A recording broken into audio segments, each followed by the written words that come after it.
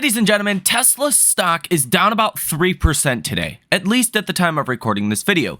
I will share with you what is happening today, why Tesla is selling off, the big news in markets from the Fed, and the economic data, and much more, including the option activity, what short sellers are doing today in Tesla stock. First and foremost, some of the weakness today in Tesla specifically could be due to this news that came out late last night. Tesla has officially introduced inventory discounts for the first time in the US for brand new Cybertrucks. Tesla is offering up to $1,600 off new non-foundation series Cybertrucks, while demo vehicles get discounts up to $2,600 off. This means that including the $1,000 referral, $1,600 new inventory discount, you can get a brand new all-wheel drive Cybertruck for as low as $77,390. Now, I'm really not concerned about this at all. While Wall Street may take this as a sign that maybe there's not as much demand as we think for the Cybertruck, I see it more simplistically than that. The all-wheel drive, the Cyber Beast, the Cybertrucks essentially that are being sold right now are like the Model S and the Model X as far as price is concerned. They're more of that premium vehicle. Okay, how many Model S and Model X's does Tesla sell a quarter? Not that many. And if you had a choice between the Model 3, Model Y, Model S, or Model X, and money was not the object, that was not the issue, you would probably buy yourself a Model S, if not a Model X. You probably wouldn't opt first things first to the Model 3 or the Model Y, but those models are a lot more affordable. Well, this year, Tesla is expected to start producing the cheapest variation of the Cybertruck, which is roughly around $60,000 or so. Tesla is trying to sell as many of the higher priced Cybertrucks as they possibly can, as what I believe they are gearing up, getting ready to start production on the cheaper Cybertrucks. The cheaper Cybertrucks are going to be like the Model 3s and the Model Ys. They're going to sell a lot more of them than the Cyber Beast and the all-wheel drive. That was, by design. So do I personally care about this? Do I think this means anything? No. But Wall Street and algorithms, well, anytime Tesla cuts prices or offers discounts, it doesn't tend to be a positive catalyst for Tesla stock, to say the very least. Now, we actually have some pretty good news from Elon Musk about Tesla specifically, where Elon Musk says the FSD will help millions of people.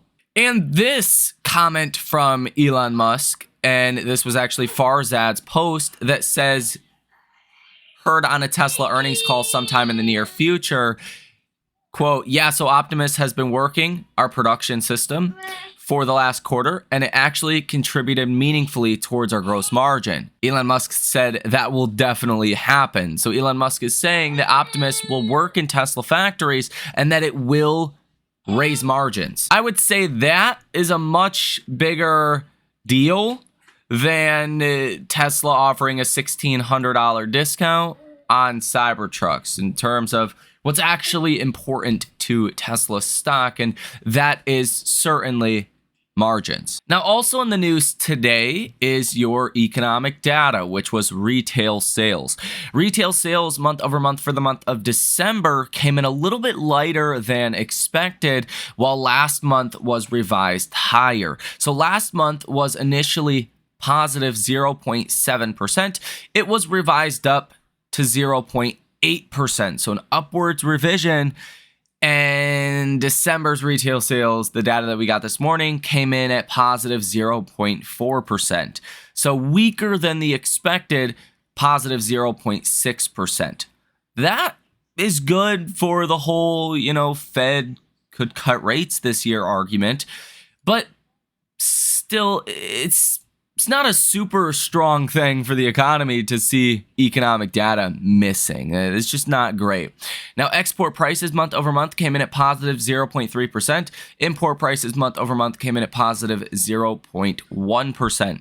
You also had initial jobless claims come in a little bit higher than expected at 217,000 versus estimates of 210,000. Now, Philadelphia Fed Manufacturing Index skyrocketed up to 44.3 versus negative 10.9 last month. So you went from negative almost 11 to positive 44.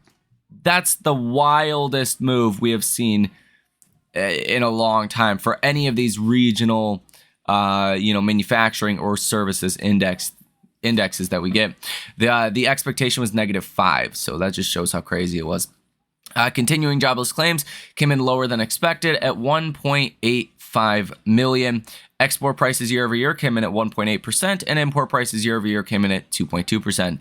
Philly Fed business conditions skyrocketed to 46.3. CapEx index skyrocketed to 39. Employment also skyrocketed to 11.9. Philly Fed new orders came in at 42.9, and prices paid, which new orders was another skyrocket there. It was negative last month. Prices paid did go higher to 31.90 from 26.6 last month. So a little bit of inflationary pressures there potentially. I actually see the data today is kind of neutral overall, but slightly to the dovish side, because initial jobless claims came in a little bit higher than expected. Not a disaster, but a little bit worse than we were expecting. And retail sales came in a little bit worse than expected. Again, not a disaster, just kind of reinforces the narrative that the economy is doing okay, it's holding up, but it's not overheating. Now, I also think part of what could be sending Tesla stock lower today, and this is hard to know for sure, but there's more circulation of these Elon to buy TikTok rumors, especially as we get down to the wire here, and the deadline is January 19th. We haven't heard anything from Elon. Elon hasn't rebuked this as false like he normally does. It's making Wall Street a little bit nervous. As Gary Black wrote on X, he cites the Bloomberg article that says Tesla CEO Elon Musk's acquisition of TikTok US division being evaluated as potential option amid impending ban. Gary Black says his view is the same as he warned before Elon bought Twitter. A purchase of TikTok will hurt Tesla shares because Elon will have to sell billions of Tesla shares to finance what is likely to be a $40 to $50 billion acquisition. And many institutions will not risk another 67% drawdown, which we saw between April of 2022 and December of 2022, after the Twitter deal was announced. To be fair, Tesla also started cutting EV prices in Q4 2022, which resulted in significant reductions in forward earnings estimates. So again, it's one of those things that makes Wall Street nervous. Are we going to see a total collapse in Tesla stock? No. But it is making investors a little nervous as Elon has not commented on this. Now, also in the news today, Tesla will split a $100 million award for electric truck charging corridor in Illinois. Tesla, along with 3 other industry peers, backed an Illinois EPA application that won $100 million in funding to build EV truck charging stations across State E. A different $100 million project backed by Tesla, which focused on building an electric trucking corridor between Northern California to Southern Texas, was not selected for funding in either round. And in other news today, short seller Hindenburg Research is shutting down. The founder, Nate Anderson, cited the toll the work took on his well-being. Hindenburg was the one who exposed Nikola Motors years ago, as well as other companies. James E. Thorne on X, he is the chief market strategist at Wellington Altus. They have a $700 price target on Tesla stock, but he says that it looks like Tesla could run to old highs, and that could be coming pretty soon, following really the breakout that you've seen yesterday when Tesla went up 8%. And if we really want to just boil this down, it's only a matter of time before a larger rally does happen. I think Wall Street is still very negative. They're very pessimistic around the Fed cutting cycle and inflation expectations. And Trump, I don't think it's going to be nearly as bad as what the markets are currently pricing in. That is why I am bullish for 2025, among obvious other reasons. But I think Tesla stands to be one of the biggest beneficiaries in 2025. I think this year is all about AI application, and that's where the investing dollars are going to flow. The company creating the best, the biggest, the largest total addressable market AI product, and actually, doing that like Tesla is going to be rewarded the most. I actually think Tesla could be one of the best, if not the best performing stock in the S&P 500 this year. And I'm personally forecasting over a 100% rally or a double from here in 2025. Unless, of course, any one of the three risks that I have previously pointed out happen. That is another big spike in inflation that causes the Fed to raise rates. Welcome to a new bear market if that happens. Stocks are going to fall over 20%. We're not going to have a good year.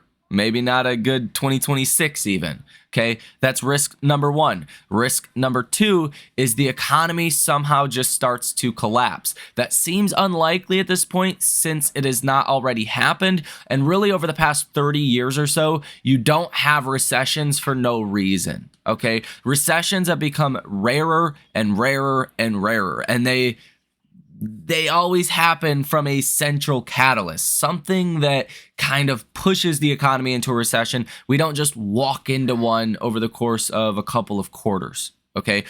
That's the other risk. Number three is extreme tariffs from Trump. And I think this is actually a positive catalyst versus, a negative catalyst. We're not going to get these extreme tariffs that a lot of people are fearful of, that were promised on the campaign trail.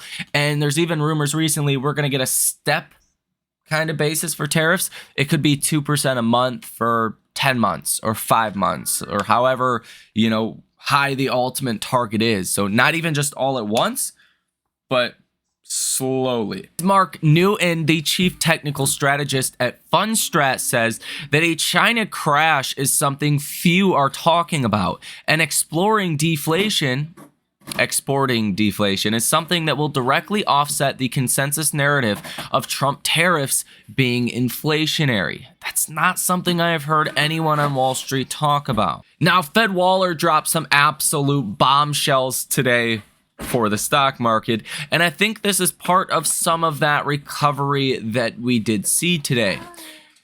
Fed Waller says, quote, "I may be more optimistic on inflation than the rest of my colleagues." He says that it looks like inflation is getting back to trend. I hope it continues.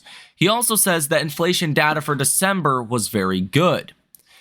Quote, "If numbers continue like this, it is reasonable to think rate cuts could come in the first half of the year. Wall Street's currently pricing in the first cut in July. That is not the first half of the year." And he says, quote, "If there is a surprise like last year, the Fed will have to stay on hold, but I'm optimistic disinflation continues." He says that 6 of the last 8 months of inflation have been close to target. It's reasonable to think that will continue. He says, quote, "We could start rate cuts several months from now if current expectations about inflation are met." He goes on to say that, quote, "I don't think March can be ruled out for a rate cut, so potentially cutting rates in March far sooner than consensus." He says that 3 or 4 cuts could be possible this year if the data cooperates. You know how many cuts Wall Street's pricing in right now? 1. Definitively 1. It's like 1.5, but definitively 1. Yeah, that 3 or 4, that is way more than Wall Street is currently expecting. He says that some of the strong jobs report in December was a makeup from weak earlier reads. He says the U.S. labor market is solid, not booming. And he says, "I don't think tariffs will have a significant impact on inflation." Wow. That's crazy, because that's current market expectations, that tariffs will have a significant impact on inflation. Fed Waller says, yeah, I don't buy that. So if Fed Waller's correct, and I am correct with what I've said here on this channel for a while, that's going to be very bullish for Tesla stock. That's going to be very bullish for our markets. in 2025. And here you can see again over on the platform that I use for data or text, the top headline today for Tesla is Elon Musk TikTok live updates. Reports China is eyeing Tesla's CEO to buy the app. I mean, that's most likely what is causing Tesla to underperform today, although it's impossible to say for sure. The option activity today is actually more positive than negative. You have a 55% positive order value, 57 different trades totaling $23.79 million. So it's a very low, volume day for Tesla options, but they're more positive than negative on a day like today. We'll take that as a win. Tesla's short interest of free float sits at 2.41%. You currently have $28.8 billion sold short in Tesla stock, totaling 67.26 million shares in total that are sold short. And it looks like here on the day today, you have borrowed shares of 774,000, return shares 537,000. That means you got about 236,000 shares today that have been sold short. So there is a selling pressure today in Tesla via the short activity. Nonetheless, Tesla's sentiment over on StockTwits is bullish at 62, which is pretty good considering Tesla is underperforming the general markets today, meaning that retail is still pretty bullish on Tesla. Yesterday, you were at 78, which was extremely bullish, so not as bullish as yesterday, but still pretty good. Message volume today is high at 56 versus yesterday at 58. So a little bit weaker today, but still pretty good. Participation ratio today is high at 55. And if we look at the percent of stocks trading above the 50-day moving average, coming in today at 36.42%, that's actually down about 0.5% today. So you still have 64% and some change of stocks that are trading below their 50-day moving average. So still a majority of the markets in an active decline, and that's why I do think there is a lot of room to still recover here.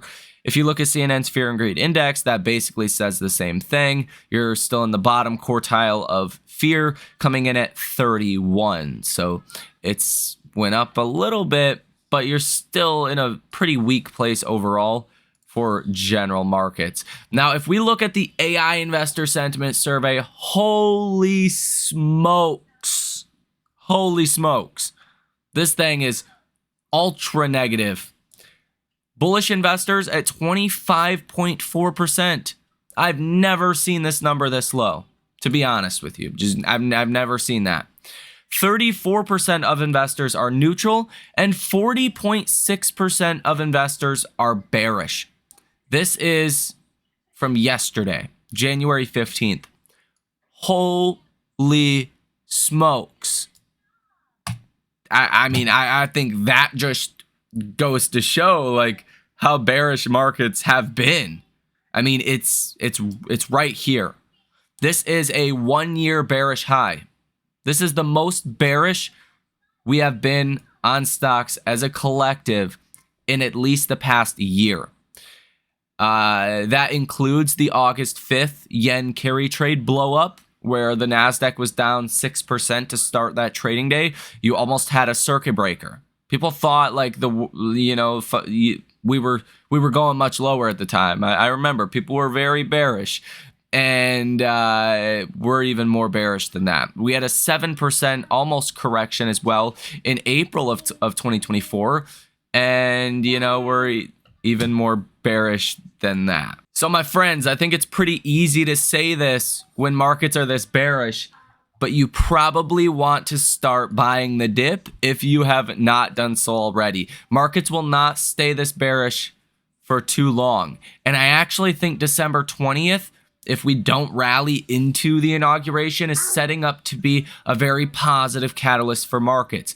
Potentially what we're in right now is a sell the rumor, what could be a buy the news kind of situation January 20th. And Tesla is going to benefit a lot more than other stocks, as long as Elon is not actually trying to buy TikTok and Well, we all know what happened last time. Elon sold a bunch of Tesla stock to buy Twitter. Tesla fell over 50%. I think it's at 67% in about 6 months. So, yeah, as long as that does not happen, then I think Tesla is at an inflection point where you'd probably want to be a buyer, right? I think the entire markets are at that point. Nonetheless, ladies and gentlemen, let me know what you think about this information. I will say that Tesla stock is now below, again, your 20-day moving average at $420.34. At least at the time of recording this video. It could change, by the time this video comes out.